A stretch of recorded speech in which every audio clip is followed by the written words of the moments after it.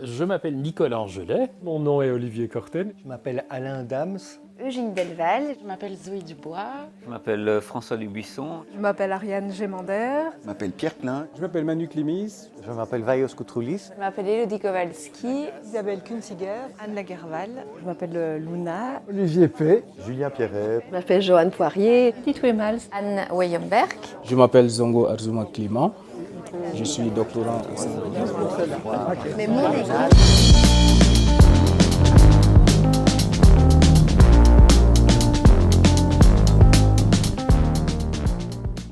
Je m'appelle Nicolas Angelet. Je suis avocat principalement, pratiquant le droit international devant les tribunaux internationaux et aussi siégeant comme arbitre en droit des investissements.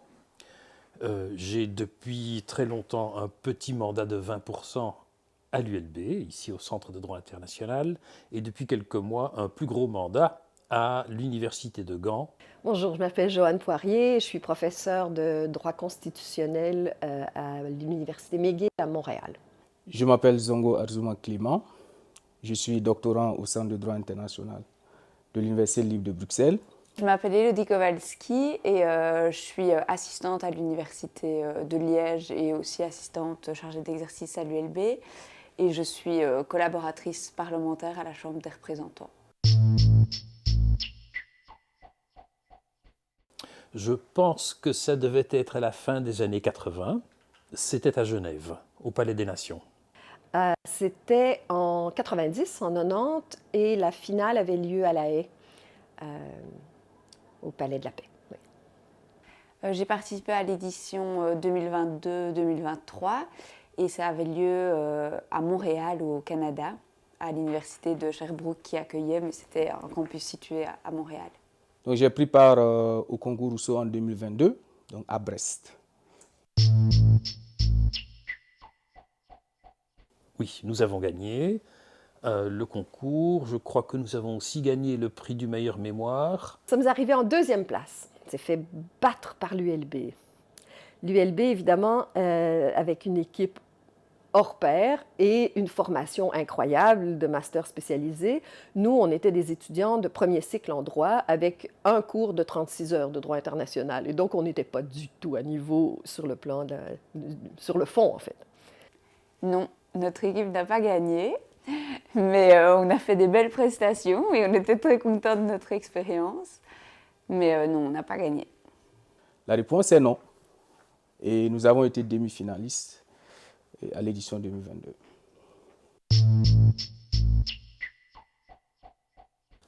Aujourd'hui encore, le meilleur souvenir, c'est que donc on avait des chambres à deux. Olivier Corten partageait une chambre avec Éric Robert. Moi, je dormais avec mon coach Pierre Klein. Et je crois que le matin avant la finale, Pierre Klein m'a dit que... Et moi, je faisais équipe avec Annemie Schaus, notre rectrice aujourd'hui. Et Pierre Klein a dit que j'appelais Annemie dans mes rêves. C'est-à-dire à très long terme, ce qui est le plus marquant, évidemment, c'est là que j'ai rencontré mon conjoint toujours aujourd'hui, et donc après 34 ans, Pierre Klein. Et donc ça, c'est le souvenir qui vit avec moi toujours. C'était notre dernière plaidoirie où, pour la première fois, on plaidait à 4, du coup, parce que souvent, on plaidait à 2, une équipe qui représente la PAMIN et l'autre équipe qui représente la Tétimide plaidait avec des autres adversaires. Et donc là, on s'est tous transformés en équipe PAMIN pour la dernière plaidoirie, et ça, c'était vraiment sympa, parce que ça faisait 4 mois que les autres, elles défendaient une position inverse et elles ont dû changer comme ça en dernière minute, donc c'était assez marrant comme contraste. Et c'était vraiment un beau souvenir. En fait, il y a beaucoup de souvenirs, mais j'ai du mal à choisir le meilleur. Si c'est pendant le concours, en tant que tel, je me rappelle que un des membres du jury m'a posé une question par rapport à la date de l'affaire Qatar contre Bahreïn.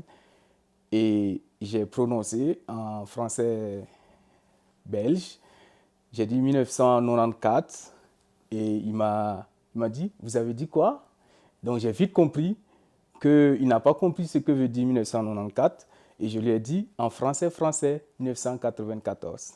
Et tout le jury a souri et bon, et j'ai continué ma plaidoirie. Donc c'était en tout cas un moment sympa et je ne peux pas oublier ce détail. Ouais.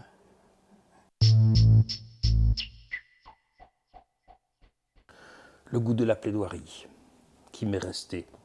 Une grande curiosité, je dirais, une certaine audace aussi, de confiance, de dire, ben, écoutez, on ne connaît pas grand-chose au droit international, on y va quand même, donc pourquoi pas. Se rendre compte que même dans des matières où on n'est pas du tout spécialisé à la base, parce que nous c'était du droit du sport en l'occurrence, donc moi c'était vraiment une matière qui était presque obscure, j'ai envie de dire. Et au final, au fur et à mesure du travail et de lecture et d'entraînement, bah, on s'est familiarisé avec le sujet et on se rend un peu compte que même quand on n'est pas spécialiste, on peut devenir spécialiste en peu de temps avec du travail. Et donc ça, c'était une belle leçon. Je pense que de manière générale, c'est un très bon apprentissage tant de l'écriture dans les procès que des plaidoiries. Voilà, on a dû apprendre à plaider, alors que, bon, on en faisait un petit peu à la faculté de droit, mais pas beaucoup. Et avant de revenir dans le monde académique, j'ai travaillé comme avocate pendant plusieurs années pour le gouvernement du Canada, pour le ministère de la Justice, comme plaideuse en droit constitutionnel. Et donc, je pense que voilà, ça m'a un peu formée à me tenir sur mes jambes, être capable de répondre à des questions difficiles, à admettre parfois que je ne connaissais pas la réponse, etc. Et donc, je crois que sur ce plan-là, c'était probablement ce qui était le plus formateur, oui. À apprendre très vite. Et niveau recherche, franchement, et aisance orale, je pense que c'est un très bon exercice aussi. Mais bon, là, du coup, c'est quelque chose que j'exploite moins dans ma vie professionnelle actuelle, mais je suis sûre que plus tard, ça me servira vraiment en particulier. Avant, j'étais vraiment un étudiant qui aimait la théorie. Je ne le cache pas, j'aimais lire des choses très abstraites et souvent, ce n'était pas aussi facile de les coller avec des situations concrètes. Mais je pense qu'avec le concours, j'ai réussi à faire ce pas et j'espère que dans ma future carrière, ça va avoir un impact significatif. On était là quelque part, pour s'amuser aussi.